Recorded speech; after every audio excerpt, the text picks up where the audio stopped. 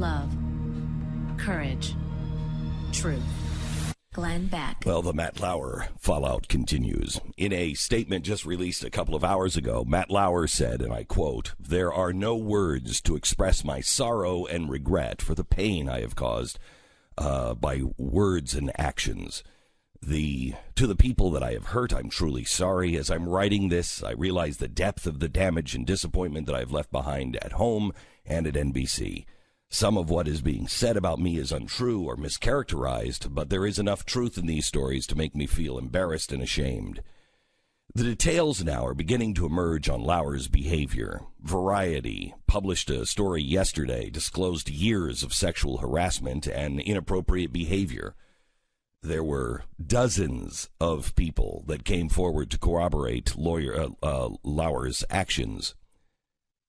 It's kind of like the way Hollywood knew about Harvey Weinstein and was complicit in the reign of terror. Can we not now say the same thing about the brass at NBC? Andy Lack, the chairman of NBC, stated Monday night that this was the first time he had ever heard about Lauer's behavior. But for a host of a show that makes $750 million, are we seriously expected to believe that?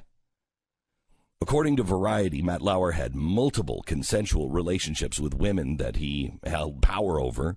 He sent a sex toy to a female colleague, exposed himself to employees, and reprimanded a subordinate for not engaging in a sexual act with him in his office. Like Weinstein in Hollywood, this wasn't a secret in NBC. It sounds like nearly all of the 30 Rockefeller Plaza employees had heard this was going on. There is an obvious epidemic of perverts in our society. Or is there? Is it just the people that we watch on TV? Is this what all of our society is like? I'm not sure, but it's time we hold accountable those who have engaged in this type of behavior. Evil triumphs when good people do nothing. If you're an executive, you're a manager, and you know something is going on, you need to do something. If you knew and turned the blind eye, I believe you carry the same guilt right alongside people like Matt Lauer.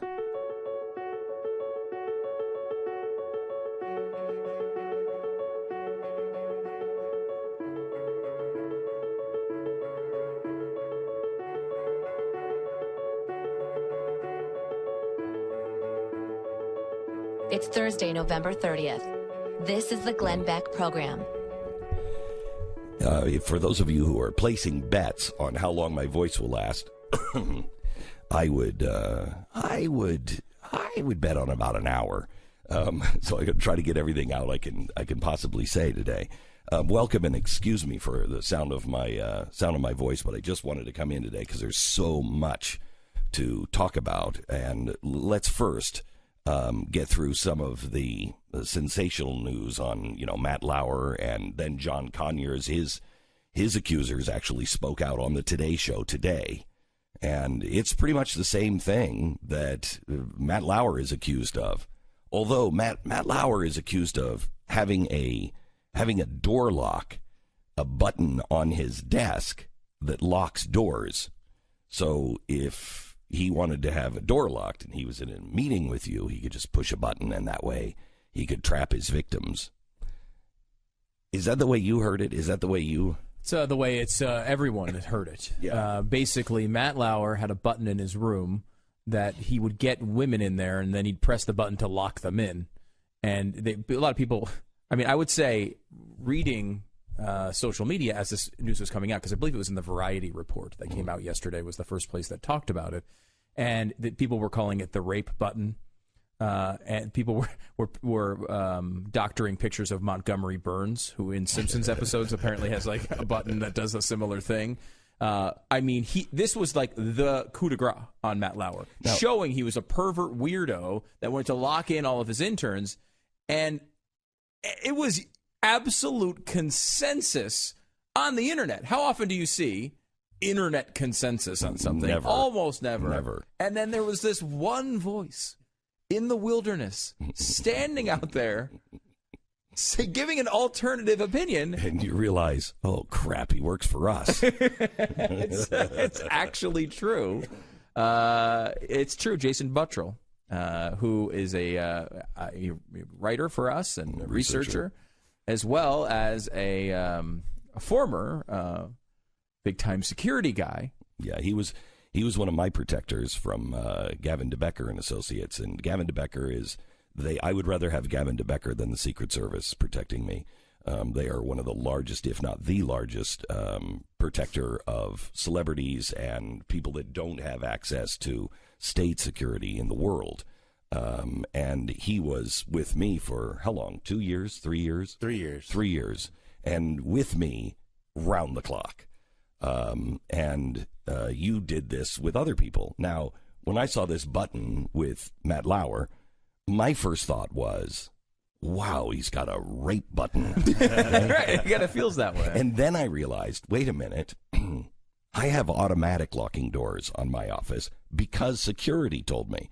And Jason will take it a step further. So I was reading this, and I got to tell you, I was in a Twitter groove yesterday. There's North Korea ICBMs flying off and stuff. You know, I'm tweeting, getting like 10, 20 retweets. And then I saw this report, and I was like, hey, yeah, actually, guys, this is a very standard fare for CEOs, executives, and, you know, any public figure, especially on Matt Lauer's level, to have a device like this. So I tweeted that bad boy out, and crickets. Like, nobody wanted to hear it. No one.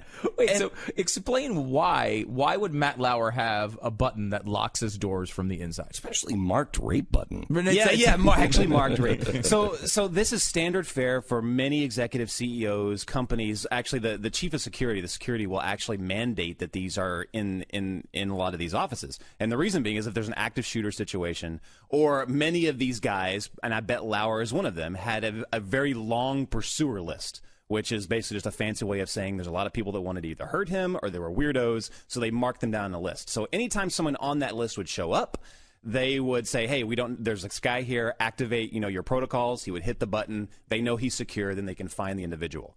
I've protected many Fortune 500 CEOs, public figures, tons of them.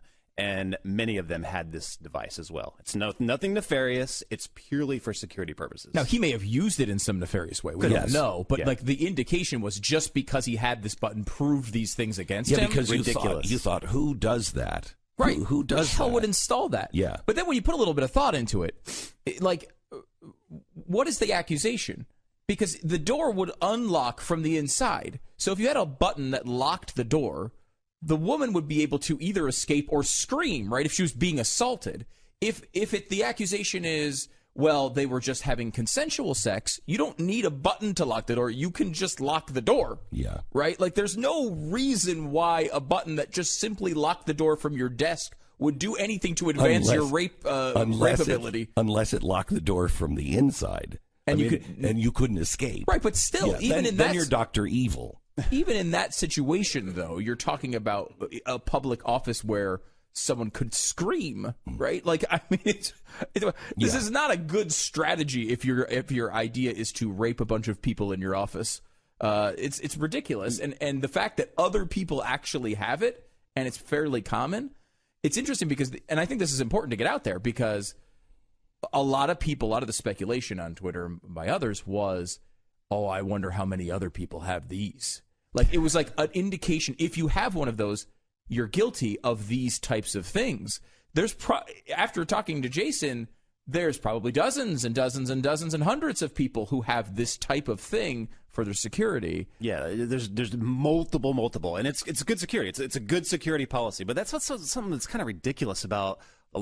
Some of these allegations are very, very bad, and they are very, very nefarious. But some of these allegations are just ridiculous. And people will pile on, and they'll just throw stuff out there that's like, oh, we did this, well, then that leads to that. And it just gets more and more insane. So what can a person do? I mean, Jason, you and I talked this morning. I said, I'm even starting to get paranoid. I was sending stuff out this morning about these allegations and what Matt Lauer was doing.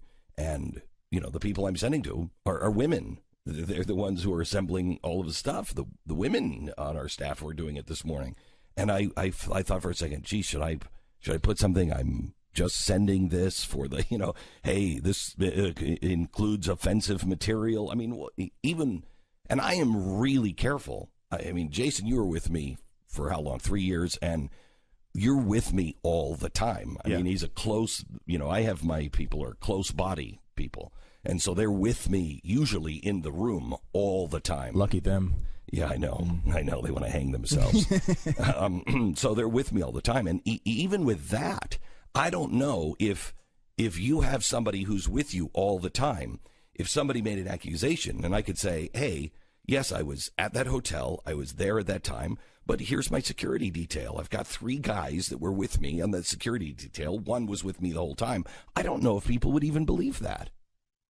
Yeah, probably not. I mean, again, there's nothing you can do. Nothing. And a lot of these people shouldn't have anything they can do because they're awful people and they probably did these things. But that's why you have some sort of due process. Like, we don't just assume everyone's guilty from the moment of accusation. We've gotten to a point to where it's a lot. Some people actually have security threats, and like public figures, politicians, people like that, and they need security for those reasons. Now we've gotten to a point to where literally, if you're a male person in the media or Hollywood, you need 24/7 security just for liability for sexual assault allegations. Like someone with you all the time. Who's going to believe that person? Who's going to believe that person? I was going to say, what are you going to hire, a priest? No. You can't trust that. I mean, what are you going to hire? Who are you going to hire? Who's going to believe somebody? It's okay. Well, there's 2 against 1. Well, yeah, but you've been paying him. He's just covering for you. Yeah. I mean, it's crazy. It's cameras everywhere, right? Or, they've gone. There was a story that came out, I think, a week or 2 ago that talked about the rise in large corporations of sexual harassment insurance, in which they just are like, look, we're going to get a certain amount of claims. We don't know if they're true or not, but we just have insurance that's just going to pay them off, so we don't have to deal with it. But you can't do that now.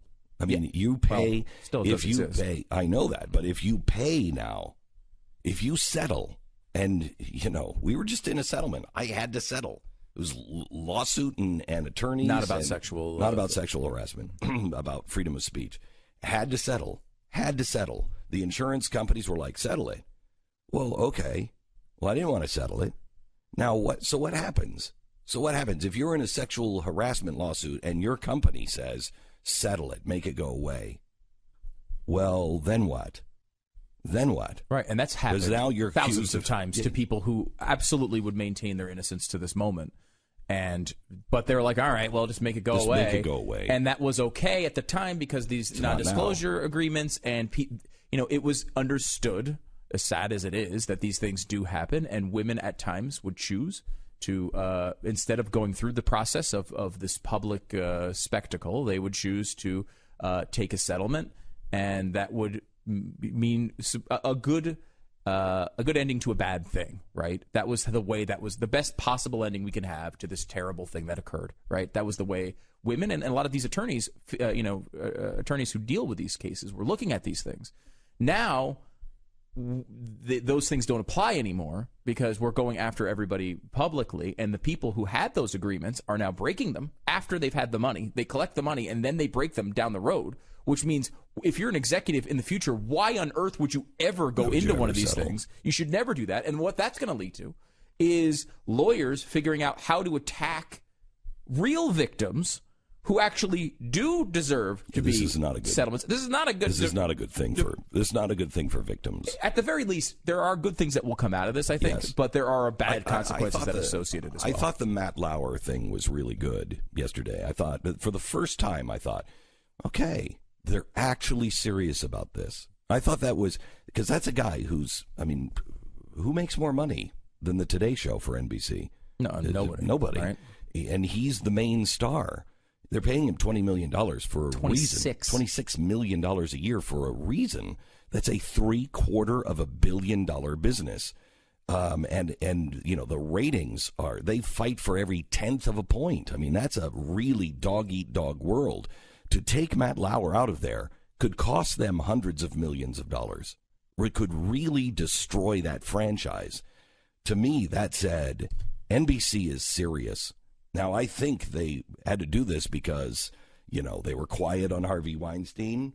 Pharaoh, they said, go publish that someplace else. To me, that shows The reason why they said go publish that someplace else is they didn't want to be the ones exposing it because they knew they had liability in their own building. What am I going to do? I'm sitting here with Matt Lauer. You're gonna expose this, and we're gonna be all high and mighty on it, and we're sitting here with Matt Lauer? I don't think so. Go take that to somebody else. That just crossed my mind because it only took 12 hours to fire Matt Lauer. I mean, you don't make something that affects $750 million of business in a 12-hour period. You don't. That's something that you better be sure of. They were sure of it. To me, that tells you they knew. So it's a good thing that this is actually being taken seriously. However, it's not being taken seriously in one place, and that is Capitol Hill.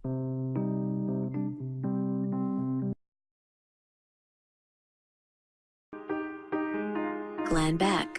Kitty is one of our producers, and she's a booker on our program, and she actually worked for NBC for a while. And we were just talking off the air and asked her if she had ever heard this about Matt Lauer, or she had ever had an experience with Matt Lauer like this. And you said everybody yesterday, all your friends at NBC were in shock. That's correct. Yeah. You got to turn your microphone on. There it is. Go ahead. That's correct. Yeah, I was a NBC page, and I did an assignment at Weekend today. I would drop off scripts for Matt Lauer in his office, and even Lester Holt would use that office when I was a page. I reached out to my friends yesterday, and everyone was just in shock. I mean, Matt Lauer is really loved by the staff, and it must have been a really difficult day for everyone. So I had heard that no one thought he was harassing anyone, but that they knew he was. There's a reputation of him kind of hooking up with a bunch of women. Is that? Did you ever heard that he was kind of an unfaithful dog? I mean, I was at the bottom of the totem pole, but we didn't get that impression. I mean, he was really well liked, and I also worked for Meredith Vieira, who is really close with him, so I really saw Matt Lauer through her lens, and they were just like practical jokes and.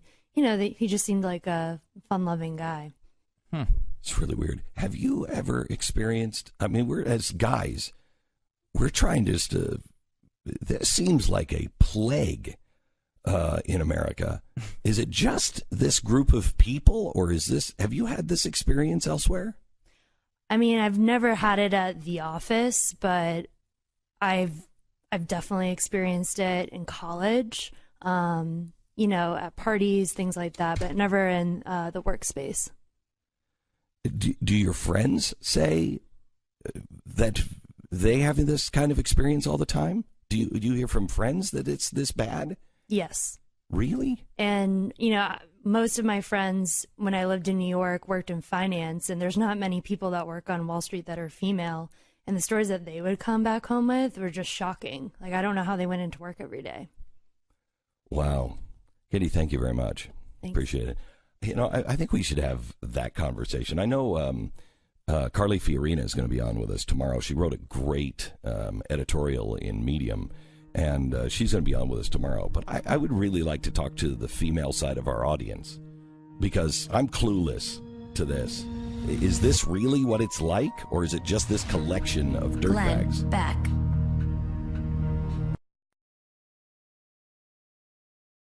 This is the Glenn Beck Program. So glad that you've tuned in today. I'm concerned that that there is a disconnect between reality, television, and politics. Okay, I shouldn't say television, maybe media. That would include internet. There's reality, and I think that's where most of us live, in reality. And then the stuff that happens in Washington is completely disconnected from reality. The step in between is the internet, where some of it is just insane, and others you're like, okay, at least there's a little bit of sanity here someplace. But they're disconnected from reality. And what we're seeing in the media now is this response to purge themselves of all of these serial sexual harassers, which I think is a good thing if it's real. Our system has always been, We don't want to put one innocent man behind bars. We'd rather let a guilty man go than put an innocent man behind bars. That's the opposite of what we're doing now. I saw, what's the space show on Fox now? The Orville, that's right. I saw the Orville. First season, like episode 6, we were watching it the other night, and they went to a planet where everything was thumbs up or thumbs down, and it was just the popular vote on who was guilty and who wasn't. And I thought, boy, this is today. This is what we're doing now. Except there is one place that is even further from reality, and that is Washington. Here's all of these people. How many did you have up on the chalkboard yesterday? I think there was 37 since Weinstein. Okay, 37 since Weinstein. I've got a few more to add to that because I saw and you were missing some, and I'm like, no, you forgot this guy. So there's more than 37 since Weinstein. However, those guys are all swept out because why? They're afraid the company is going to look bad and get bad publicity, et cetera, and so they get rid of them. You'll notice that's not happening in politics. You have Roy Moore, and you have Al Franken. You have John Conyers. You have Donald Trump. And you know there's a lot more in Washington than just those guys. A lot more. And yet we're not hearing about them. And when you do hear about them, they don't go away. This morning with John Conyers, they had his accuser on the Today Show. She was saying the same stuff about John Conyers that got Matt Lauer fired. Probably worse, right? I mean, it was a lot of unwanted stuff. Mm-hmm. So what's going to make John Conyers? What do you have to do in Washington to be fired? What do you have to do? Have you heard the interview with Al Franken yet? Yeah, this is a pretty amazing interview, actually. He was on with a station in Minnesota, and the journalist pushed him pretty hard on a lot of these things and would not let him off. Because, Franken kept trying to do the same thing he's been doing, which is these kind of like generalities answers, so these sort of focus group answers. Let's start with Al Franken on disrespect. If you had told me 2 weeks ago that a woman was going to come forward and say I disrespected her, I would have said no. Well, I don't think any of them are using that word. I think that's your word. I think or done anything like this. Leanne Tweeden said he forcibly. I understand what she said, and I think they're not using the word disrespect. I think some people are looking at that word and saying, no. Lindsay Metz said he molested her on Facebook right afterwards. I think these women feel this goes way beyond disrespect. I understand that. I have a different recollection than Leanna.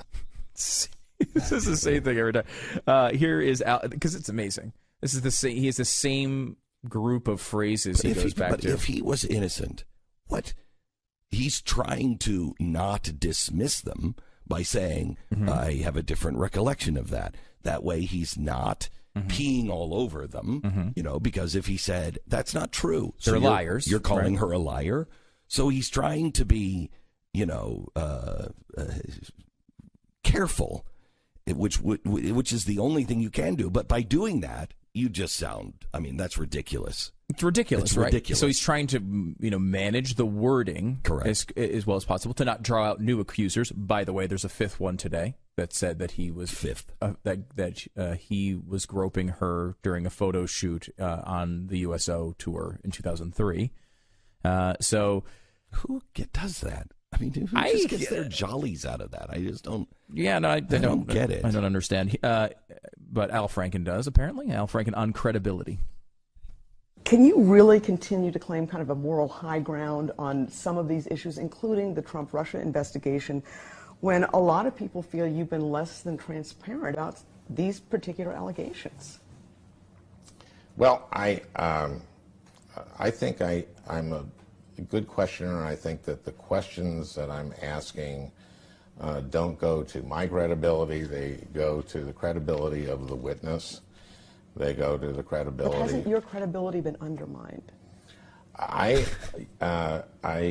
would say yes, and I have a long way back. I have a long way back to win back the trust of the people of Minnesota. Not that long. I mean, we didn't really trust you that much before, but it was interesting. I'm really regretting doing this interview with WCCO right now. Yeah. I thought WCCO was in my camp. Right. I don't know why I'm sitting here with you. They pushed pretty hard. Yeah, on this, and she's she did a doing a great good job. It's interesting because he kept bringing this back. She was bringing up, like, you were questioning Sessions. You were questioning Tom Price and saying, hey, how could you possibly expect anyone to believe that you didn't know you were buying stocks that had connections to the bills you were trying to pass? How could anyone believe that? And she said, how could anyone believe you that you didn't know you grabbed a woman's butt? How could anyone know that you didn't know that you, like, that was her kind of line of questioning. I thought this was interesting, though, because you talk about, he kept bringing up this issue of intent. And here he is, as you kind of point out, he's in a tough spot. Right, he's fighting for his life here. He's Guilty got nowhere or to go. innocent, you got nowhere to go. He's got nowhere to go, and so he is trying to do the progressive thing. Right, he's trying to give so much ground, so he looks so progressive and so in line with women, and he understands women so well that you can't possibly be mad at him for squeezing and pinching a couple butts. Right? How can you? Come on, the guy, he really likes the women. Look at the bills he passes. Right. So he is, and this is the same sort of thing that Louis C.K. did, and several others have done, adopting this new standard of intent. Listen to how he describes. This is really dangerous. Yeah, listen to how he describes how intent should be thought about in these situations. I meet thousands, as you know, people in Minnesota, and I take thousands of pictures. And I'm a warm person, and I hug people. And in some of these encounters, in the pictures or meetings, encounters, wrong word to use. Some women, and any, is too many, have felt that I have crossed a line, and I am terribly sorry about it. They feel that in these interactions I've done something to disrespect them, and that's not my intention. But what I know is that the intention doesn't matter. What matters is we listen to women's experience. Stop for a second. Your intention doesn't matter? What I know is that my intention doesn't matter. This is the standard that progressives have built for themselves. The intention doesn't matter. It's, in many ways, all that matters. Now, if a woman has an experience that she doesn't like, and the intention is, you could argue from her perspective, look, I didn't like it, right? Like the George H.W. Bush, this was brought up, right? His intention was to try to loosen up the situation. He's in a wheelchair.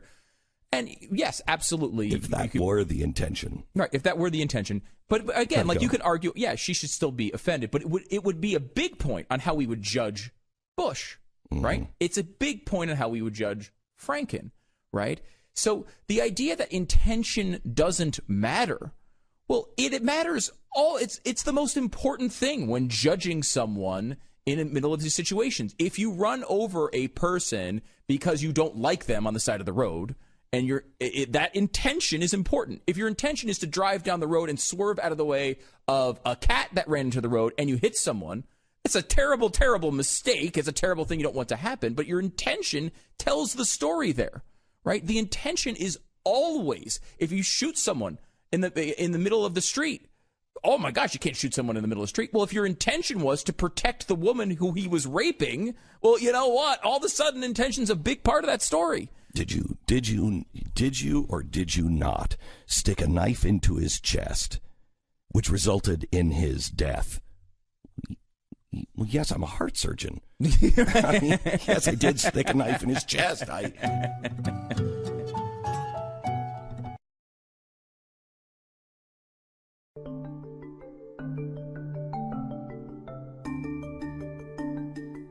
Glenn Beck. So Garrison Keillor has also been fired from Minnesota Public Radio for sexual harassment. And listen to what Garrison Keillor said on sexual assault in 1994. This is important. We should be careful, though, not to make the world so fine and good that you and I can't enjoy living in it. A world in which there is no sexual harassment at all is a world in which there will not be any flirtation. Hang on. Do you believe that? I mean, Depends on how you flirt, I guess. I guess it depends on how you flirt. I mean, if you're flirting with somebody and it's unwanted, you know, if you're notified this is not wanted, then that's sexual harassment. But flirting is only fun when you're flirting back and forth. You know what I mean?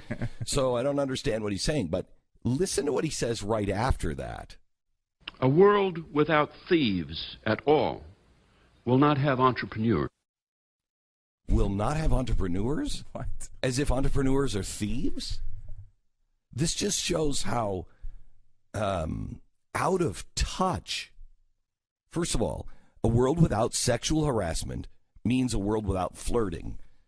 No, not really. But I can see if we say me asking you out on a date or me, you know, saying you look nice or I like your dress or whatever. 25% of millennials say anyone who isn't their partner and asks them out for a drink they've been sexually harassed. Right. So there is. So that's true then on that point. But without thieves, there wouldn't be entrepreneurs. Yeah, I mean that's just an anti-capitalist argument. Yeah, without right? thieves, there wouldn't be government. Yeah, right. And that is an anti-government It argument. is. There wouldn't be the IRS. Exactly. It's funny because, you know, the only thing that I think connects there is to say, if you were an executive, like if you were single right now, right? Glenn Beck's single, and you run the company, obviously, so you're really high level here. But I mean, if you were just a mid-level executive or a manager, would you even consider dating somebody who worked at the company? No, and this is You'd be terrified to do it. Most of us meet our spouses at work I or did. through work. Yeah. I did too. Yeah. I mean, you know, both times. And so I know more about marriage because I've been married twice. You have double the knowledge. Double the knowledge. But yeah, I mean, that is a very common thing, right? I mean, that, you know, especially if you're in a position of power at all, you can't. You can't date. It does feel like that's probably the answer. And so in a way, is because Keillor's obviously being hammered because he was just fired for sexual harassment. The day he was fired for sexual harassment in the morning, he had written a Washington Post defense of Al Franken that he shouldn't step down. And it came out the morning. By the end of the day, he was fired. And now they're going back and they're finding all these clips. And there's a somewhat unfair process we do there, where we go back and look at all the old clips. But there is something to it. People may fear wanting to do that. Glenn Beck.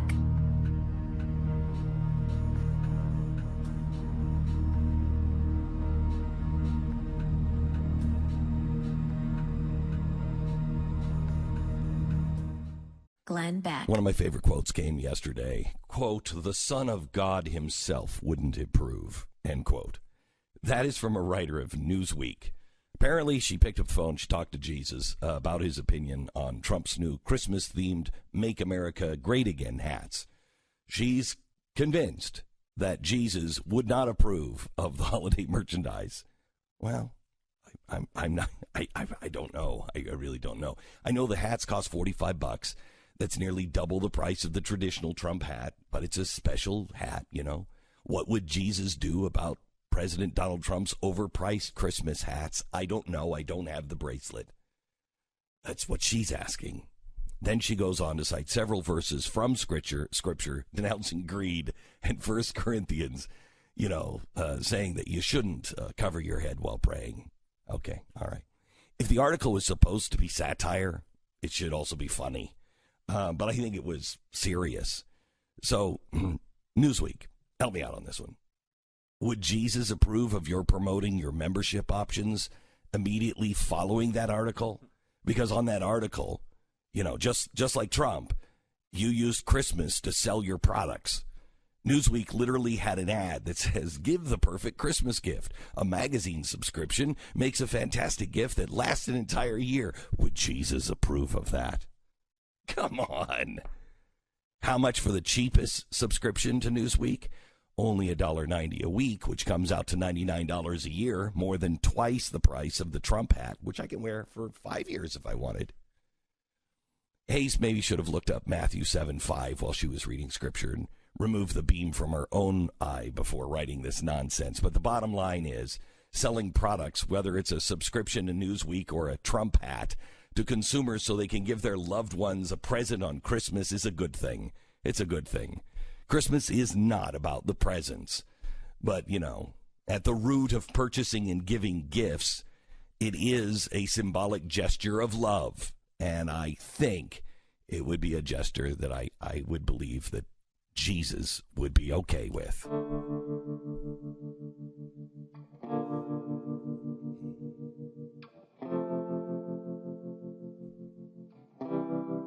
It's Thursday, November 30th. This is the Glenn Beck Program. I've done broadcasts for 40-some years, and I think this is the only time I've ever liked the FCC chairman, Ajit Pai. Welcome to the program, Ajit. How are you? Pretty good. Thanks for having me on and for the kind words. Well, you didn't have a high bar. I do not like regulation at all, and that's what the FCC has done, and they have gotten stronger and stronger. And I worry about the internet. And then you come in, and you are now having a real problem because you're gonna repeal net neutrality, and people are coming out, and I'm sorry for what your family went through, picketing your house on Thanksgiving weekend. It's outrageous, and some of the online threats have been even more outrageous. And I think for anybody in public office, in any publicly exposed position, you should not be threatened. Your family should not be threatened with violence or the like, simply because of the position you hold. And just simply steals my resolve to keep doing what I think is the right thing to do, and to also to keep my family safe.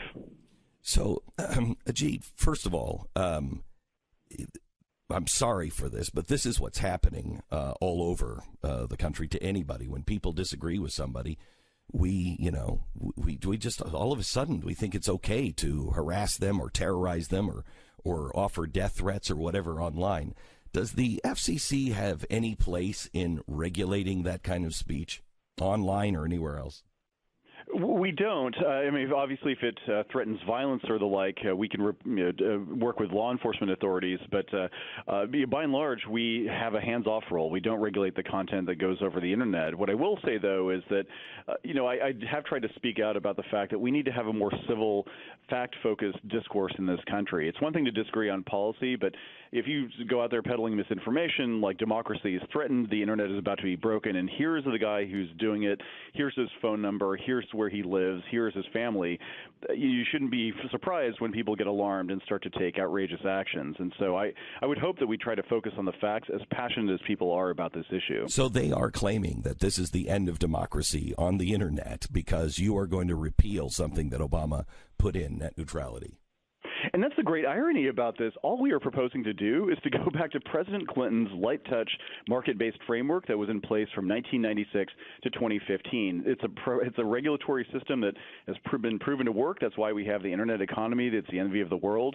And so all of these apocalyptic predictions are simply ridiculous given the fact that we lived under these exact same rules for 2 decades and the world didn't end. To the contrary, it thrived, especially for conservatives who have historically been marginalized when it comes to having the ability to express themselves. Yeah, it's amazing that they would think that the era of 1996 to 2015 was a bad one for the internet. I mean, it changed our worlds completely. It's incredible. All these people suggesting that we were living in some digital dystopia before 2015, and that's why the government had to seize control of the internet, are completely misinterpreting history, and I think are oblivious to the fact that these regulations do have costs.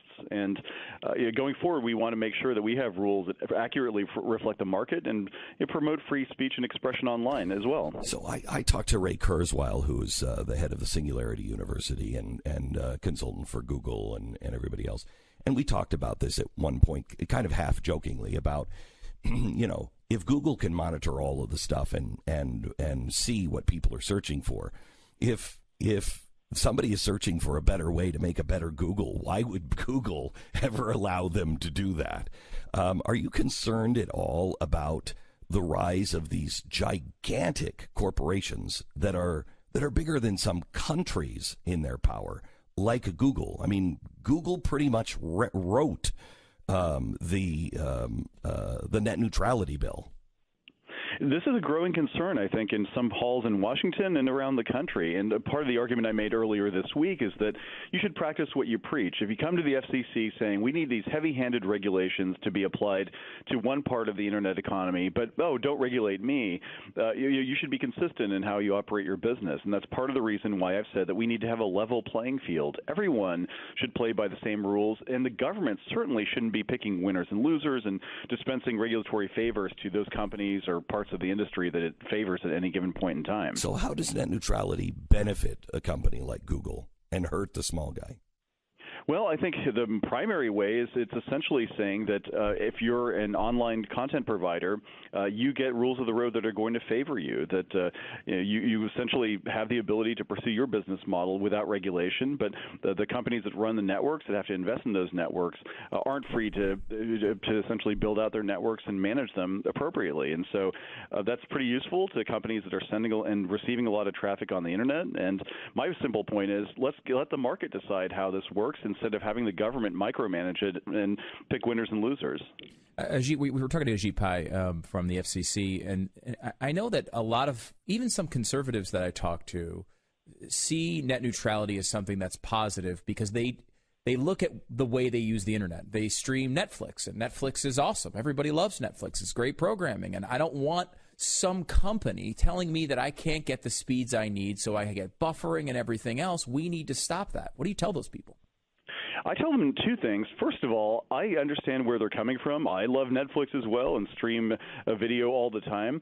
The problem is twofold. Number one, the companies that are building the networks have to be able to have a wide enough road, so to speak, to carry all of this bandwidth. And that road, expanding it, maintaining it, costs a lot of money. And so the question is, should we allow commercial arrangements where the companies that are occupying a lot of space on the road will share in the cost of maintaining that road? And that's one of the things that the market has traditionally been able to sort out. My point is simply we shouldn't have the government dictating up front that, look, we're going to set the rules of the road, and you prefer one part of the industry over another.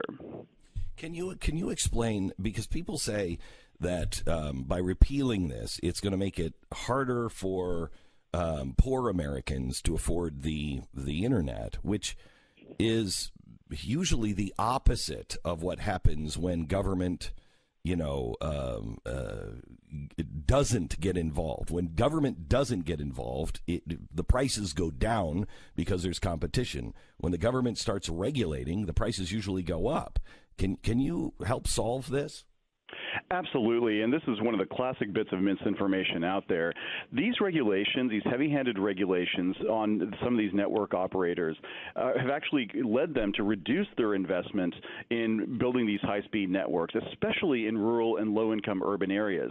Building these networks is hard. It costs a lot of money, takes a lot of time. And what I've heard from myself firsthand when I've gone to places like Spencer, Iowa, and Parsons, Kansas, and Reno, Nevada, is that some of these smaller companies, the very companies that are necessary to promote more competition and to reach rural and low-income consumers, they are the ones who are suffering under these regulations. They've told us on the record that they are holding back on investment, or they can't even raise capital in the first place because companies say there's not going to be a return on the investment because of these rules. And so the argument I've made is that poor consumers in particular are worse off because these regulations are standing in the way of them getting Internet access or getting more competition. I think Ajit, there's a strong ideological argument to me that there's no human right, there's no constitutional right to Netflix. That is not what the government should be involved in when it comes to commerce. But people, they obviously like it. They don't want these things to happen. And when you have a situation where a company could, in theory, strangle a particular site's bandwidth, people get panicked.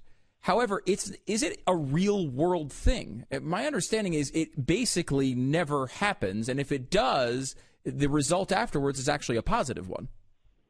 Exactly, and this is part of the reason why, going back to your earlier question about Netflix, and this is exactly the reason why we should let the Federal Trade Commission, not the FCC, figure out whether or not there are any of these arrangements that are anti-competitive.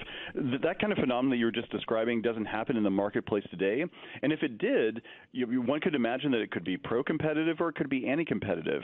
My point is simply the FCC shouldn't preemptively say for all of the 4,000-some Internet service providers and for the rest of time, we know what the market is going to be, and we're going to forbid this or that business practice. Let's let the anti-competitive authorities, the competition authorities at the Federal Trade Commission figure out what could be anti-competitive on a case-by-case basis. That's a much better way of singling out the bad apples, I think. Talking to the chairman of the FCC, Ajit Pai, about net neutrality, Ajit, do you look at all to the regulations of FDR and see how the big, for instance, big three automakers put automakers like, Auburn out of business when they started regulating? I mean, a lot of this stuff, as we are growing into a new area in technology, a lot of this stuff we can learn from the past. Are you examining any of that? Oh, absolutely. In fact, the net neutrality regulations that the previous FCC adopted in 2015 were directly modeled on the rules developed in the Roosevelt administration to handle Ma Bell, the telephone monopoly. And the argument I've made is sound counterintuitive to a lot of people, but I think you might appreciate it, which is that these heavy-handed rules from the 1930s that were designed for monopolies actually benefit some of the bigger companies. They're the ones who have the lawyers and the accountants and the lobbyists to comply with these regulations. The smaller companies don't. And so ironically enough, these heavy-handed rules that were designed for a monopoly will end up leading the marketplace toward a monopoly. And that's the last thing we want to see. We want to see more competition, more smaller providers entering the marketplace. And heavy-handed rules are not the way to get us there. Seeing that you are the chairman of the FCC and so much of freedom of speech in some ways falls under your purview, are you concerned about the direction that, our colleges or our universities, or even our media and our politicians seem to be moving in, where there doesn't seem to be any tolerance for different kinds of opinions? Absolutely. And I just gave a speech about this yesterday, in fact, where I said that there seems to be less of a tolerance for other points of view, and that social media, ironically enough, given the name, seems to be accentuating that problem. And I'm very disturbed about the future of free speech and expression in this country. I think the harbinger is certainly on college campuses, where you see people not only not wanting to listen to other points of view, they actively want to shut down the expression of other points of view. And this is the generation, these are the people who are going to have to carry the torch for this core constitutional freedom in the years to come. And I've long said that the First Amendment is great. It's nice to have that on the parchment of the Constitution, but it also requires a culture that is willing to defend this principle that we are a pluralistic nation, that other points of view, even if repugnant to you, should be allowed to be expressed. And I do worry that our culture is becoming less and less tolerant of other points of view, and eventually that's going to have a serious impact if it's not corrected. Ajit Pai, thank you so much. I appreciate it and appreciate your time. Chairman, you bet, Chairman of the FCC.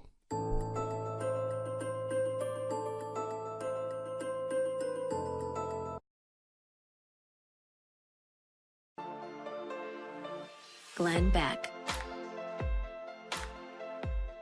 On November 18th, a week ago, last Saturday, I was about to take the stage at the M1 Mercury One Gala, and the director of operations of the Nazarene Fund reported that we had just captured our 100th slave and set them free. There were 3 Yazidi sisters that were 14, 8 years old, and 3 years old, and they had been kidnapped in Syria and were enslaved in Syria and worked as sex slaves. We got them out of Syria and returned them to their family through one of our rescue partners, and we want to thank you for making this possible. That's 100 Christian or Yazidi slaves that we have freed in the last, 18 months.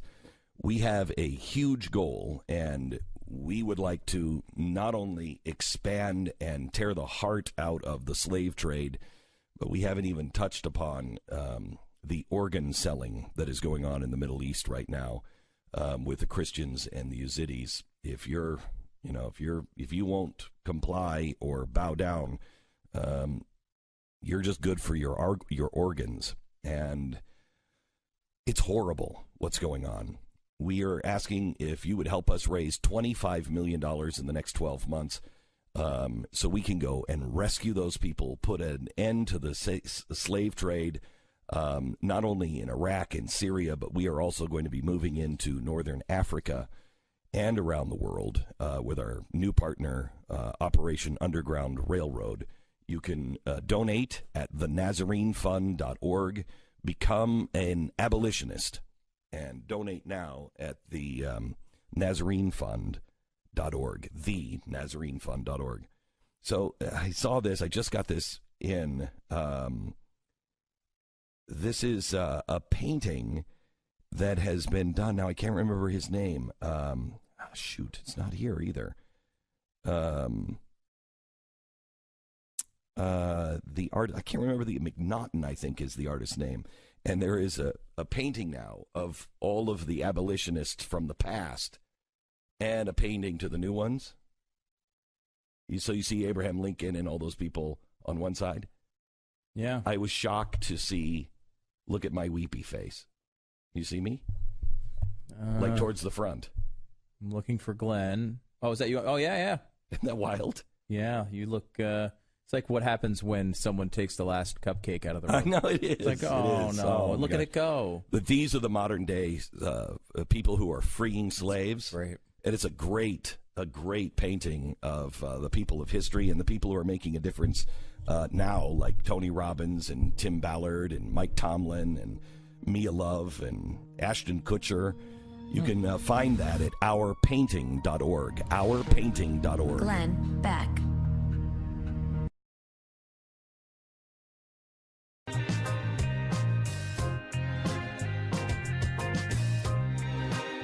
This is the Glenn Beck Program. Hopefully we'll have Mike Lee on with us for a second. He's got a tax proposal that he's working on, and we'll talk to him about it. There's some ridiculous things going on, arguments against the tax bill, and there are arguments against it, good ones, in that it's not as good as it should be. It's not as bold as it should be. Mike Lee is trying to do some things to it that may help, depending on your perspective. But some of the arguments against it are also unfair. National Review has 4 of them that they featured today. People are calling it a middle-class tax hike. This is an interesting thing because what they're trying to do with this is play with the numbers. Tax Policy Center analysis on the Senate bill reveals that 3/4 of all families would get a tax cut. 12% would see a tax increase, and they are concentrated among the rich. Now, to me, that's annoying because no one should be getting any increase. But the idea that it's a middle-class tax cut, you're seeing that on Facebook, you're seeing that in all mainstream media. The average middle-income family would receive a tax cut of approximately $850 through 2025. Now, what they're doing is they're looking at the year 2027, and they're seeing lots of tax increases in that year. The Senate bill is structured to make these middle-class tax cuts expire in 2025. They do this for a dumb budgeting gimmick. The idea is, in 2025, no one's going to say, well, we should raise taxes on the middle class. No one's going to want to take that position, so they'll all keep the tax cuts. That's risky. I don't like it. But even if you say that they don't extend them, what you would have is a $7,000 tax cut in the early years, followed by a $100 annual tax increase later. I'll take it. It's still a big cut over the time. They're just focusing on the 2027. Nobody's going to do it at that time anyway. Mike Lee is with us. Senator Mike Lee, how are you, sir? Doing great, Glenn. It's good to be with you. Can you help us make sense in heads or tails of the tax plan and tell us what's going to happen? And I don't want to talk about you and Rubio have gotten together, and you're asking exactly what? We're asking to make the child tax credit more meaningful to everyone who works, everyone who pays taxes. What we want is a tax credit people can take advantage of up to 15.3% of their earnings. And this is a tax, the payroll tax is something that almost every American worker pays, and our tax system fails to take into account what we call the parent tax penalty. Our child tax credit proposal would address that. Now, and I've been accused justifiably in the past of being really bored on your show. Talking about this proposal subjects me to that accusation. So we're gonna let you go. I mean, it's just that you get turned on by numbers and clauses in the Constitution that most people don't. Don't we all? Yeah, sure. Well, no, we don't. But I appreciate that in a senator.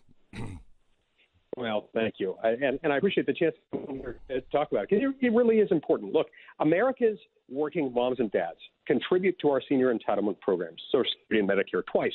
Once as they pay their taxes, and the second time is they incur the cost of child rearing. Because of the pay-as-you-go nature of Social Security and Medicare, our working parents are contributing to Social Security and Medicare twice. By increasing the child tax credit and making it refundable up to 15.3% of earnings, what we're doing is we're making sure that we provide necessary tax relief to offset this parent tax penalty. Mike, is this going to pass? Yes, and we're going to make sure. Look, it's going to pass because it has to pass. And I'm not sure exactly what form the tax bill will take, but it's going to pass. And I and my Republican colleagues in the Senate are going to make sure of it. Mike, they were talking about potentially as an offset to an increased child tax credit of having to increase the proposed corporate tax. So it was 20%. They're talking about 21, 22%. Is that going to be necessary to do the changes you're talking about? This is one way to pay for it. We are not necessarily wedded to that method of paying for it. We're open to other suggestions. I'd love to leave the corporate rate at 20% rather than 22%. But as of right now, we got to keep in mind that as President Trump himself explained to us at lunch the other day, 70% of the tax relief in this bill is for corporations, leaving 30% of the relief bill for individuals. This is one way of shifting more of that relief to individuals, especially to America's most important entrepreneurial class of investors, that is, America's parents. Do you believe that America's corporations feel comfortable enough in investing that money in capital expenditures or investment in employees, or are they just going to roll those tax savings into the market? No, I think they're going to invest in a lot of things that will create jobs, and that's why I'm pleased to offer corporate tax relief. The corporate tax is itself kind of a devious thing because it disguises some of the costs of government. People think taxes on corporations don't cost workers any money. They do. In fact, according to some economists, it may well be that half or so of corporate taxes end up coming right out of workers' wages. In any event, we know that when we tax corporations, we chill economic activity and the effects on everyone, including America's middle-class taxpayers. Is McCain going to stick with you guys? I saw a story yesterday afternoon. It looks like McCain's at it again, I think was the headline. Is McCain... Yeah, I saw that story, too. It gives me nightmares. I've had nightmares ever since that fateful night in July when he left his thumb hanging in suspended animation, leaving us in... We turned the thumb down. I want to make sure that doesn't happen again. I think he'll vote with us at the end of the day. Even if he doesn't, we can lose him and still pass the thing without him.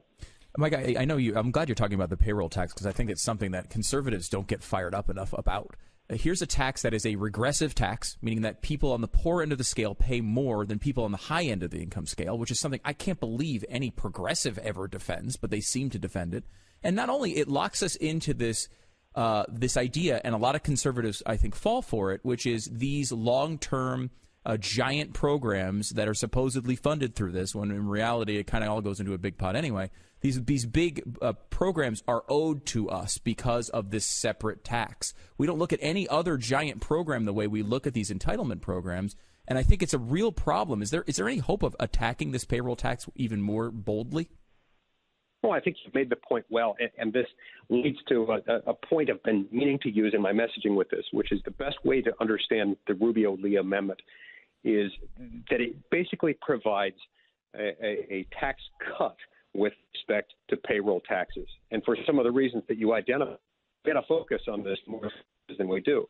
And just as importantly, a related point is that the people who would benefit most acutely from the Rubio-Lee proposal would be those workers who are perhaps most at risk of falling out of the workforce and choosing instead to go on welfare. You know, parents with young children who are right at the edge economically of whether or not they're going to decide it makes sense to continue working and instead stop and take welfare benefits.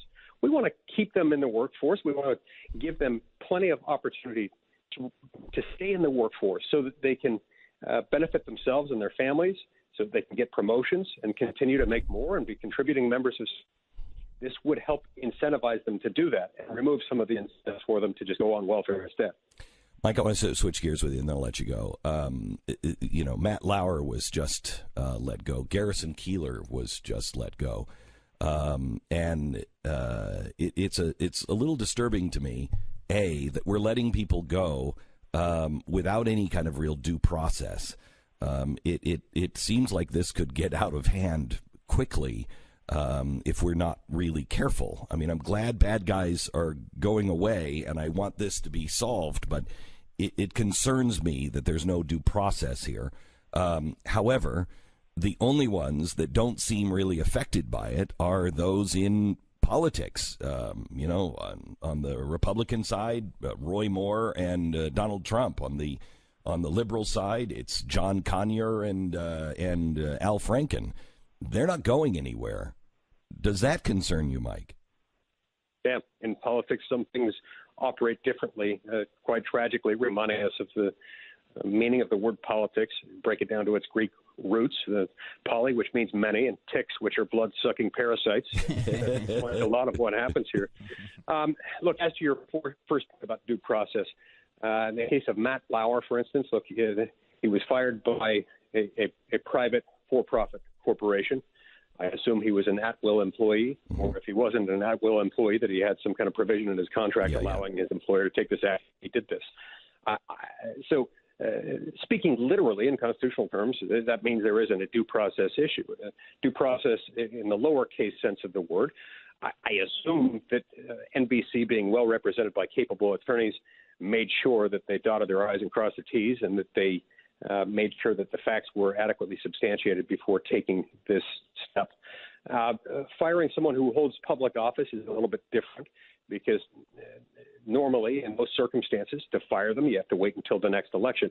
But I suspect that there are going to be a whole lot of people getting fired by their voters as these things continue to come out. You believe that there's more to come out, Mike? You've been there for a while. Sadly, I come to suspect that there are. I've been saddened and surprised by some of the horrible things that have been happening, and they seem to arise in circumstances where, men will do really bad things in circumstances where they think they can get away with it. There aren't enough reasons that they see not to do it, and it's tragic. It should not be that way. We've seen that at the top echelon of news entertainment, of media entertainment, and government and politics. And it makes me a little nervous that if the people don't vote those people out, if they decide that it doesn't matter, we're going to end up with some of the worst people in the world, even worse than we have now in Washington, showing up, because you'll literally be able to get away with anything. Yeah, I think that's right, and that would be an absolutely unacceptable outcome. Fortunately, Glenn, I don't think that'll happen for two independent reasons. First, I think a lot of people are going to take themselves out of contention. Perhaps most or all of those people who are in government right now who are subject to these accusations are going to decide it's time to hang it up. Secondly, I really don't think their voters are going to put up with it. This is unacceptable. They shouldn't elect people who will do awful things like this. Senator Mike Lee, thank you very much. Good luck.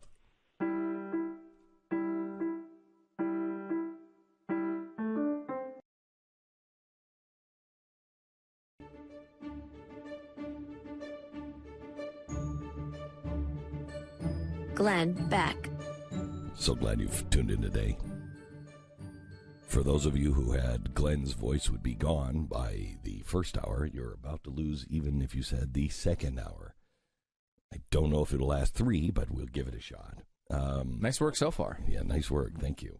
So I'm just reading now. Vanity Fair has just come out with something on Matt Lauer, and this NBC apparently had done a 2-month investigation. Yeah, this is what makes you believe that NBC. I mean, they didn't act this fast with Mark Halperin. They didn't act this fast, certainly, with Harvey Weinstein when they had that story in their own company, and they gave it to the New Yorker for whatever reason. They didn't act. They took their time on a lot of that stuff. Here, I mean, it was instant. At least that's what they say. I mean, if it's a 2-month investigation, it's hard to imagine that NBC didn't have wind of it before Monday night. Well, here's what they said. Variety's reporters said that they didn't have to do specific interviews, that Lauer's behavior was an open secret among the employees and the management went out of its way to ignore his sexual impropriety. I mean, it's not good. Yeah, now Variety is claiming that there were dozens. They knew. And NBC had complaints, and they fell on deaf ears at NBC from their employees. NBC is saying, we just found out about it yesterday. We swear. And just the fact that how quickly they moved on a guy, they were paying $26 million a year. The Today Show, in advertising, brings in $508 million a year in revenue. I'm telling you, you do not get a call at, on a Sunday afternoon and say, hey, somebody just filed a sexual harassment suit on Matt Lauer. And by Monday morning, you have decided, okay, because of that one sexual harassment suit, we're gonna put at risk $500 million. There's no way. Especially it would be irresponsible for the shareholders to do that. Yeah, and it would be irresponsible just as a human, right? Like you shouldn't. These things that when they come in. And we've heard there's various levels of this, right? The New York Times reporter who made passes at a couple of women at bars, they refuted him, they rejected him, and he didn't do anything to go after them. And it was at a different job in his previous employer. Like, doesn't seem. I mean, look, this is much further. This is Matt apparently with several women dropping his pants and showing them his junk, which women don't like. I don't know what guy thinks this is good, but they don't like it, guys. They don't like it. Glenn Beck.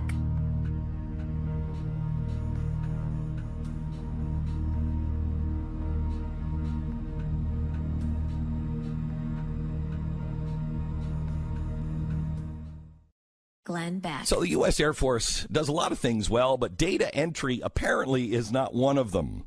On Tuesday, the Air Force said that it found dozens of cases in which it failed to enter servicemen who had been convicted of a crime into the National Criminal Information Center database. Why is this important? Well, you'll recall that the gunman who killed 26 people in Sutherland Springs earlier this month was a former Air Force serviceman who had spent a year in military prison for assaulting his wife and threatening to kill his stepson.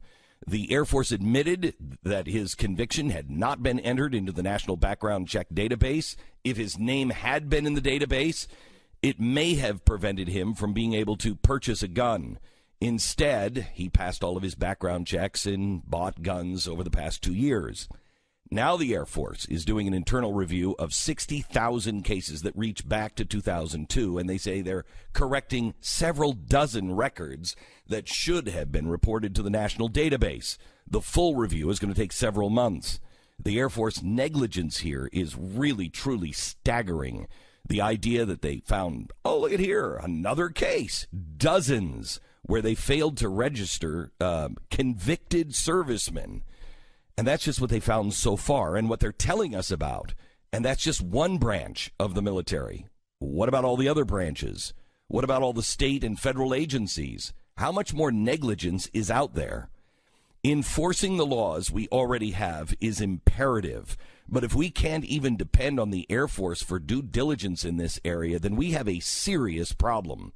Can we come together on something we can agree on, redoubling our efforts across the board to enforce the gun laws that are in place now? We have to be better than this, because every time that we're not, we chip away at all of our constitutional freedoms.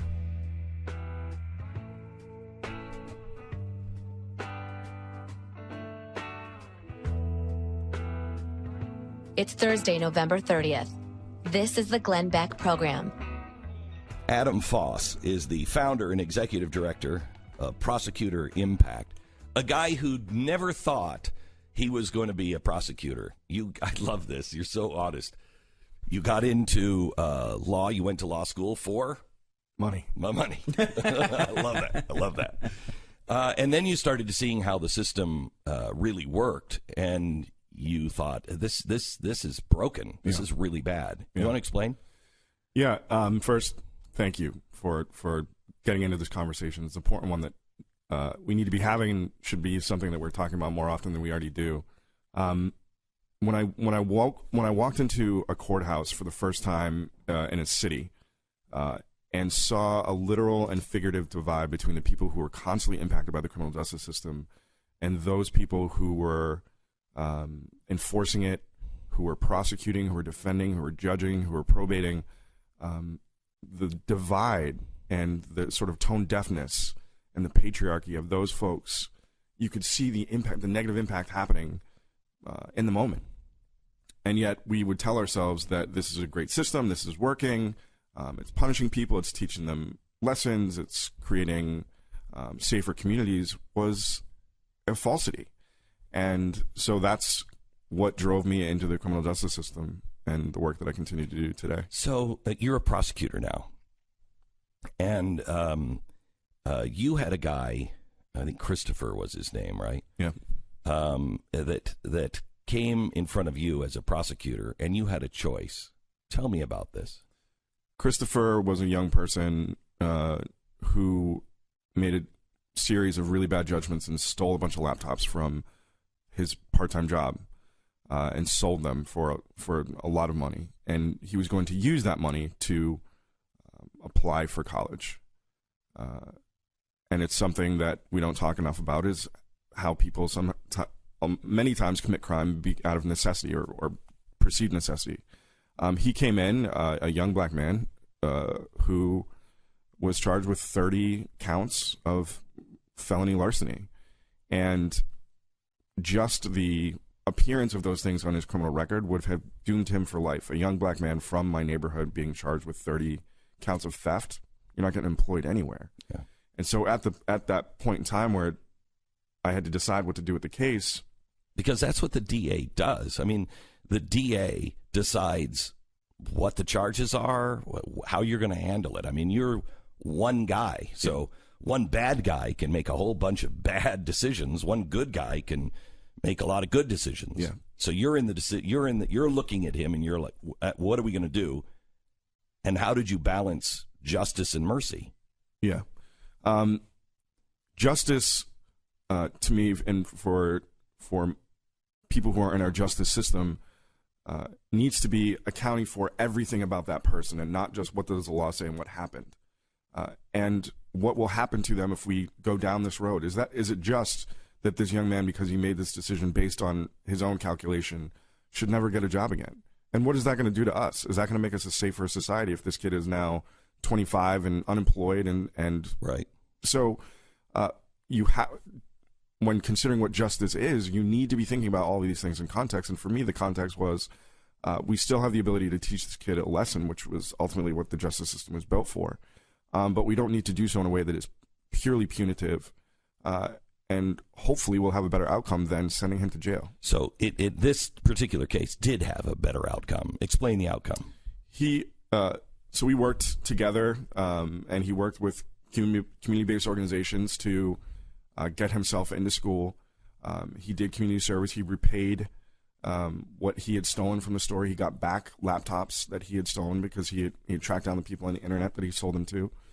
And then I lost track of him, which is actually a good thing in the criminal justice system. It's a good thing never to see people again. Until 6 or 7 years later, I'm at a professional men's event, Men of Color in the city of Boston, and this kid approaches me, and it's the young man from court, and I didn't recognize him. It was a grown man at this point, and he had a very well-paying job in Boston. He owned a home. He had a child that is going to not live in poverty, and so all of these things were the result of decisions that I, as one prosecutor, and with the help of other colleagues, made, and we have the ability to do that every single day. People could be doing it right now. So I don't think anybody would disagree with the intent. Yeah. I mean, that's what the justice system is for, to correct behavior. And if behavior can't be corrected, then just take them off the streets. Right. However, we're living in a time now where, man, I've really lost faith in the justice system. I mean, I've always believed that justice was, that it pretty much worked out. I don't believe that anymore. And I think it has been kind of a lie that I've lived my whole life. It may be the best system in the world, but it still sucks. Yeah. But we're also living in a time where people, they're not held accountable for anything. Yeah. So how do you balance that? So accountability is a funny word that we use in the criminal justice system. As prosecutors, we use it all the time. I'm holding this person accountable. And for the suggestion that if I do something on December 1st, 2016, and then we litigate my responsibility for that thing for the course of a year or 18 months, and then at the end of that thing, we either try the case or you plead out to that, which actually mitigates your responsibility in the action. We call that accountability. And we only call that accountability because hundreds and hundreds of years ago, some white guys sitting around a table were like, this is how we're going to do it. We didn't measure it and validate it and say, yes, this actually brings about accountability. We just said punishment equals accountability, and we've just done that forever.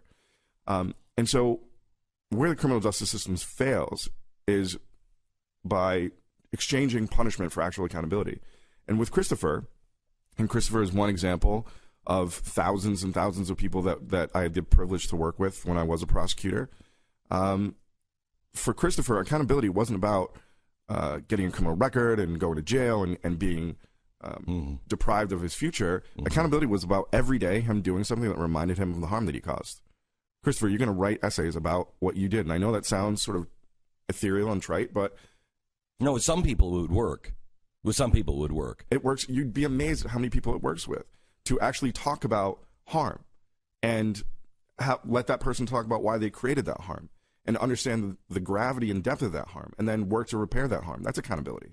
So, because doesn't it seem though? I mean, because I think the argument would be, isn't everybody who steals a bunch of laptops now going to come up in front of you and say, "Hey, I needed them for college, and I'm going to turn things around, and eventually, if you let me go, I'm going to be a high-paid person in Boston, and it's all going to work out well." How can you balance that? Do you have to judge each specific case and just try to figure it out? Does everyone get the same amount of chances? The law obviously is supposed to treat everyone the same way. How do you navigate that? Well, first, it's the fundamental principle that the law is supposed to treat everybody the same way. We know is a falsity. But we want to work towards that, right? Yeah. We do. Yeah. But in the time that we do, the people who suffer the most from that fallacy are our most marginalized people. And you would put marginalized in anybody who can't afford it, right? Can't afford it. It doesn't matter. Doesn't matter your skin color.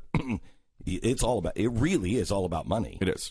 It's about money. It's about socioeconomic status. It's about your capital and how much you are worth to the 1%, basically. Stu, to your question, sure, lots of people might say, hey, I should get a break too. And as a society, we need to start asking ourselves, like, if young poor black kids are coming up to me and saying I stole laptops because I was poor, then maybe each case should get an individual look and say, I hear you. And we have some responsibility for creating that situation. So as a society, we need to be prepared to say, yeah, we're going to give you a bunch of chances. Because guess what? Everybody sitting at this table got 1 million. Everybody that is in Washington or in the media right now that suddenly are losing their jobs, that was after hundreds and hundreds and hundreds of infractions that we just looked aside. The place where there's the most amount of sexual violence, the most amount of physical violence, the most amount of drug use, the most amount of cheating and stealing is not in, the impoverished neighborhoods of Detroit and Chicago and Boston. It's on college campuses. And as a society, we are okay with that because we know that at some point this young person will grow out of this behavior, they will be successful, and most of that hopefully will stop. So you got into it for the money, then you left and you became a DA, and now you are trying to educate DAs all around the country to what exactly? One, it's not even to. I guess it is to educate them, but not in the sense that I know more than them. It is a tragedy what we deprive lawyers of when they want to go and do public service in law school. I didn't come out of law school prepared to be a prosecutor making really, really important decisions about people's lives because I didn't understand a thing about those people's lives. Yeah. I didn't know anything about the collateral consequences of convictions or even arraigning a person. I didn't know that if you were arraigned for selling drugs in the city of Boston, just arraigned, not convicted, that you could lose your public housing. And not just you, but everybody on the lease. So if you are accused of selling drugs because you are poor to make money, the response of the justice system is to remove you from your public housing and make it to teach you a lesson. How is that making us safer? So it might make it more likely to go back to that behavior. And so because it's the classic story of Jean Valjean. Yes. That you have your yellow ticket of leave, and if you don't have your yellow ticket of leave, well then, I gotta present it. But if I present it, I ain't getting a job. Right. And so, for prosecute, unfortunately, law schools aren't trying to reinvent sort of the way that they teach people, especially people who want to do this kind of work. We shouldn't be learning about wills and trusts in the states. I learned that for a test. I took the test, and I've forgotten it all by now. But my first day of work outside of law school, I went into a courtroom and I was being asked to decide whether or not somebody should go to jail because they might not return to court. I knew nothing about crime or behavior or poverty or what happens when you go to jail. In fact, lots of people that I worked around had never been into a jail or prison on our first day of work. Do you watch the show? This is on Netflix. It's about BoJack Horseman. No. It's about the FBI when they first started looking into serial killers, and everybody said these guys. Oh, Mindhunter. Yeah, Mindhunter. I haven't seen it. You should watch it. Okay. They were they were called crazy, and they were just trying to babysit people like Charlie Manson, and they're like, no. We need to listen to them and understand them, yes, because maybe we can catch them, maybe we can change this behavior before it happens. And it wasn't popular in the 1970s. You kind of feel like that? Yeah. To me, it's crazy that formerly incarcerated people aren't employed by DA's offices. Here we are, these very privileged people that have never been, maybe once in a while we've been the victim of a crime, and that makes us feel like we're in a better position to do these things. But the most I've learned about the criminal justice system came from kids that I prosecuted. This one kid who I asked him what he was thinking when he committed a serious armed robbery. He told me, do you actually think that I left my house contemplating whether or not I would go to prison because I was going to rob these guys for money to give to my mother? And he said to me one of the most profound things I've ever heard. He's like, you are in the land of the living. The criminal law is for the land of the living. We are surviving. 17 years old, 5th grade reading level. The most important education I ever got in the criminal justice system. And it wasn't from my $150,000 education. And for those of us, again, who think that we are better than because we go to college and we go to law school and we get these degrees, that we should be meting out justice and deciding what is safe for communities and not including people from those communities in those conversations is asinine. How do people find you, Adam? How do people join you and find out more about? I mean, you're on. Your TED Talk is popular and very, very good. Thank you. But if people wanted to reach out, prosecutorimpact.com is the website about my nonprofit that now is going around and doing trainings around the country of prosecutors. Adam John Foss is my social media everything, and I want to hear from people. I want people engaged in this conversation because we need to have an even broader conversation than, I enjoy that people bring up Christopher all the time. I used the Christopher story because I knew it wouldn't turn people off right away, but if we are being honest with each other about what we're going to do about mass incarceration, about the criminal justice system, we need to start talking about violent crime. We need to parse out serial killers and serial rapists from young black and brown men and women who are shooting and killing each other because of intergenerational poverty and trauma. If we really, really mean it as a country that we are embarrassed about this thing, then we have to have real conversations about that. And you're not looking just for a bunch of yes people that just agree with you and butt kiss. You want to be challenged. Yeah, I don't want to go. I don't enjoy going to preach to the choir and everybody standing ovation. That's great. That's not doing anything for the system. And in fact, a lot of the rooms that I go to where people are, cheering and rah, rah, rah, as soon as the suggestion is, well, to solve this problem, you're going to have to give up a little bit of yours, conversation's over.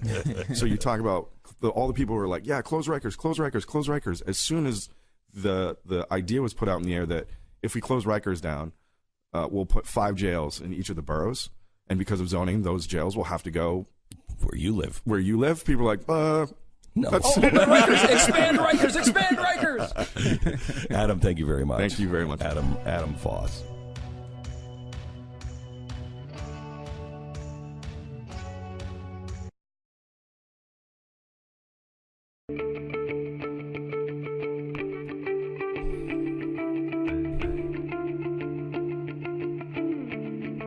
You're listening to the Glenn Beck program. If you're not watching the show on TheBlaze TV, if you're not a subscriber, you need to become one. Every day, 5 o'clock, we do a show, and we're doing the chalkboard and doing them in a different way. We're breaking big ideas down, and then we'll do a series of 4. This week, it was Deep State. And the 4th episode is happening tonight at 5 o'clock, and you don't want to miss it. You can binge on them if you're a subscriber at theblaze.com/TV. But this one is about the deep state, and it's fascinating because we hear, it's the deep state, and you think of, the Star Chamber and everything else. We do have a deep state problem here in America, but it is not the Star Chamber kind of deep state. And it's important that you know the difference between the two, and you know how to stop it. And this one can be stopped, but it takes all of us. And I would suggest that it would take all of us to vote for people that don't want to send photos of their junk to other people. Well, you've just eliminated half the population. Apparently so. More Except than in half. except in this room. I am under no impression at all that women want to see my junk. No, I even if I were wildly in shape, I don't believe that women would want to see the junk. I don't know why guys keep sending pictures of their junk to people, but that's what apparently happened with Matt Lauer. He sent pictures of himself or parts of him or a specific part of him to a woman, and she kept it. And then that's what she showed Monday night to NBC management. So that's why it went so fast. So that's why they were able to fire him so fast. Now, did they give him an opportunity to have a lineup or anything? I don't think that's how it works. I don't know. I'm having a hard time recognizing because they all look alike. That's what I don't understand is, I've got the most attractive penis on earth. I don't know. She's going to love it when I send this. Here's a surprise. They're not attractive. It's not good to look at. Okay? And they all look alike. Yeah, it's not. The light should be off. Yes. It's just, yes. It's not a good thing. It's an argument for darkness. The male anatomy is an argument for darkness. It really is. It's interesting. There's nothing we talk about that makes me feel older than when you hear these conversations about how this person sexted a picture of their junk to this woman. Why on earth would you think that's I don't know. When did that start? Now, Lauer's older than us. How old is he? He's in his, what is he, 60? Yeah, 60, 62, somewhere in there. And what on earth would possess you to think it was a good idea as you're making $26 million a year. You're one of the most well-known people in America to sext a picture of your junk to some woman. Dumb thing to do. No, you thought Martha Stewart was dumb trying to save $60,000. Yeah. He just wanted to show his junk to somebody. Yeah, I mean, how stupid is that? So weird. I really don't understand it. And then, I mean, guys, listen. Victoria's Secret, okay? Yeah. It's really just for the guys. The girls, the women don't necessarily love it, okay? It's for us. So there's a reason there's not a Victor's Secret, okay? They don't want to see it. Well, let me run this theory by you. Pat and I, when you were out yesterday, kind of discussed this a little bit. I think guys do this because they think that's what they want, right? Remember every really bad penthouse letter from back in the day? It always started with guys would just walk over. They'd be delivering pizza. They'd walk over to somebody's house. I never thought these stories were true until it happened to me, right? And they walked it like, you walk into someone's house for a meeting and the unbelievably hot boss walks out in her underwear. Like, guys think that's awesome, but women don't think John Conyers walking out in his underwear is awesome. Is it possible that guys are just trying to, they think this would be a positive when it is not? Do you think women would find that awesome with any male? Like if you're, Brad Pitt in his and you're prime, walking out in your underwear. Well, probably. I mean, I was just seeing a video online that was posted of the NBC apparently at the Olympics in Rio. And trotting out this guy, I think it was at Tonga, and he was in the lineup. Yeah. And he came out, and he's all oiled up and glistening, and his body's amazing. And they're just, the whole interview, they're just rubbing their hands all over his chest and back during the interview. They're just multiple women walking up to the guy and just rubbing their hands all over his body. Now, this is the same organization, of course, as firing people left and right for various levels of sexual harassment. Now, he doesn't seem to be opposing it, but isn't there a power structure there? Does the guy from Tonga have the same power as NBC anchors? Aren't they put in this matriarchal society that this power structure? Power structure. I mean, imagine Tonga. You're the guy from Tonga, and you're going to say something to the women of NBC, and you're going to turn NBC against Tonga. You can't turn them down like that. They're too powerful. I mean, these same arguments can be made. They could be made. I think, but everybody knows that guys aren't necessarily opposed to that. He didn't look like he was opposed to it. In the footage. I mean, you can't assume though. You can't assume. And again, even if they are, this is the standard set with Louis C.K. And who was the other one? Still in trouble. The other day, the same. Al Franken in the interview from last night, where he says, "My intent doesn't matter. It just matters what they feel about the experience." That's not true. Louis C.K. said, "I never did anything that they didn't agree to, but I should have known because I was admired and a powerful comedian that they couldn't say no to my question of whether we wanted to." Because they had no power of consent. No, and it's interesting because Lauer has one of his accusers is similar. It goes beyond what Louis C.K. did, but in September, Lauer asked that's not the right one. So two of the accusers have come forward since all of this broke, and one of them claims that Lauer summoned her to his office for sex, and she told the New York Times she, quote, felt helpless because she didn't want to lose her job. So you did have sex with him? You're not helpless. Whether you felt it or not, you don't have to say yes. Well, hang on just a second. I mean, wait. Some kind of... Wait. It's really an interesting dynamic in this. And we've taken away the agency from women. They're not allowed to say, they're not allowed to say no. They're not allowed to make those decisions. If the power structure looks the other way, they don't really have a choice. I mean, if they want, they can lose their job. Yeah. If they want to keep their job, if they value their job over this experience, then they do. Now, but if that's the case, years later, is it okay to come forward and say he raped me? It was consensual, or you at least negotiated. At least he thought it was consensual. You negotiated the price, which apparently was your job, or you just assumed you negotiated the price. I think a lot of times that's implied. It's not even spoken. Because if it's spoken, it's outwardly criminal. Then it is a huge violation. But if you're just assuming you feeling helpless, that's not the same thing as being helpless. I think I'm more of a feminist than some of these women are. I think they're stronger than this. Yeah. We talked about this a little bit yesterday, Glenn, and I'd love to get your thoughts on this. Not sure. I'm not. Hang on just a second. I'm just pondering what Pat said. I'm not. I do believe that's true now. I'm not sure that was true 5 years ago. But this is how I we were talking about this a little bit yesterday. If Tanya had a job, and she worked at an organization, and the most powerful man in the company, you really needed the money, couldn't lose that job. The most powerful man in the company came to her and said, "Look, we're going to have sex right now. didn't say even anything about the job, and she We felt would starve. She felt, and he would be dead. Right, and you, but if she did it, you'd be pissed at him for sure. But you'd also would you be more pissed at her. Oh, I'd be more pissed at her. If it was my wife, I'd be more pissed I'd be like, at her. what you?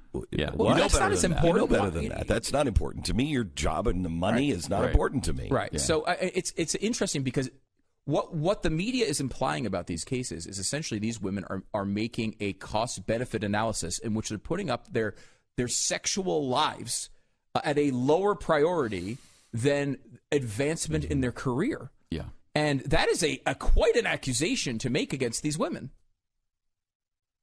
Yes. However, we're looking at it from the side of I mean, Pat, if I would have told you 2 months ago that 40 names and some of the biggest names in the industry, in Hollywood and in news and entertainment, 40 of the biggest names have been fired because of being sexual predators. Would you have believed me? No. Probably no not. way. No. No way. No. So not only that we would have never thought that they would have actually gone through with it, but also I am shocked at the number of guys that are doing this. You know, the guys you think, Matt Lauer, I may disagree with him, but I don't think he's a predator. Mm-hmm. You know what I mean? And he's doing this. Then you find out he is. You find out he is. Like Anthony Weiner, we all knew that was going on. That Not was because clear. we'd ever heard a specific rumor, but just because he was so slimy. You just assumed it was occurring. Yeah, okay. You know? So we're looking at this, not having this experience at all, and seeing this stuff now going, this is going on for women, especially in those industries. It's been going on for a very long time. Sure. And, the casting couch has been going on for a very long time. And if there's no one up above, imagine when Roger Ailes was the guy and you knew that Rupert Murdoch was getting $1 billion a year because of Roger Ailes. You think he's going to believe you? You think anything's going to matter to you? No, take the money and shut up. But again, you know what I mean? There's a level of that argument, and I understand and I agree, generally speaking. But there's a level of that argument that is saying you should choose this horrible No, incident. I'm not saying that. In play just to make sure you keep your job. Yeah, and there's worse things than losing your job. That choice should never be presented to a woman ever. It shouldn't. Or obviously, a man. we all know that, or a man. But we know that it has far happened too often, and we shouldn't assume that. Oh well, I guess they didn't have a choice; they had to have sex with them. Like no, you don't.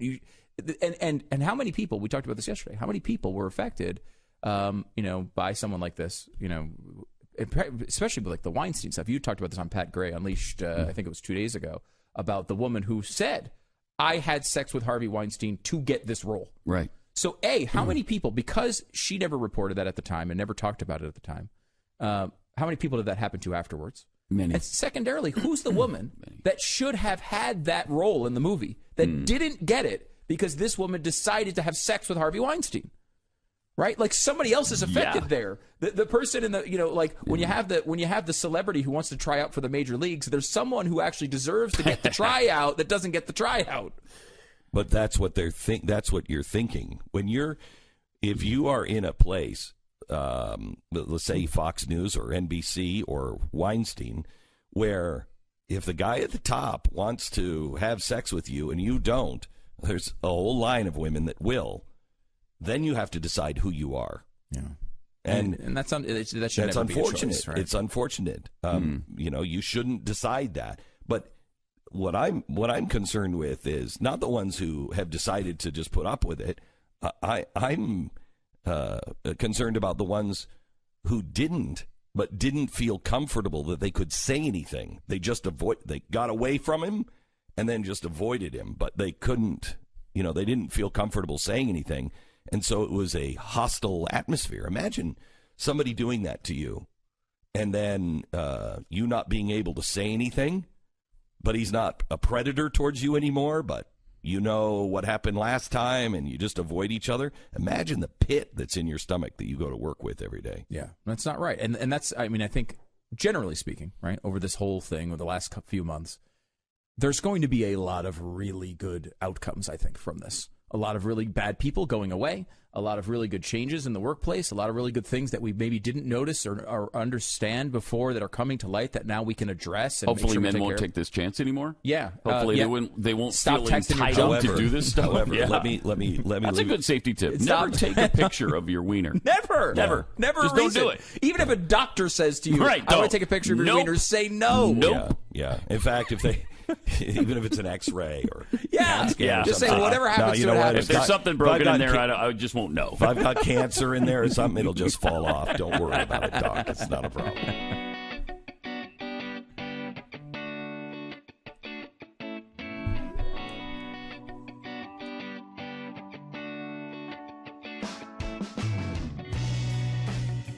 More discussion about what parts of your body you should take pictures with coming up on Pat Gray Unleashed on the Blaze Radio and TV network.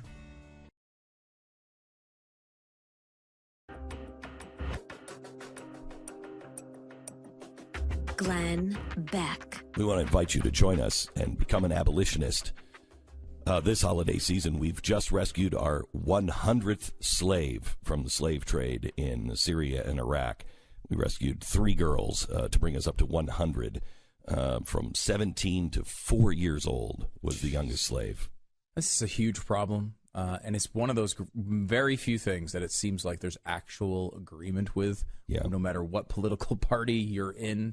Saving victims of this stuff is really important work. So the Nazarene Fund has upped its goal, and we would love for you to join us as an abolitionist. You could just donate $5 a month if you wanted, or make a donation to theNazareneFund.org, theNazareneFund.org, and help us save those slaves in the Middle East. Glenn Beck.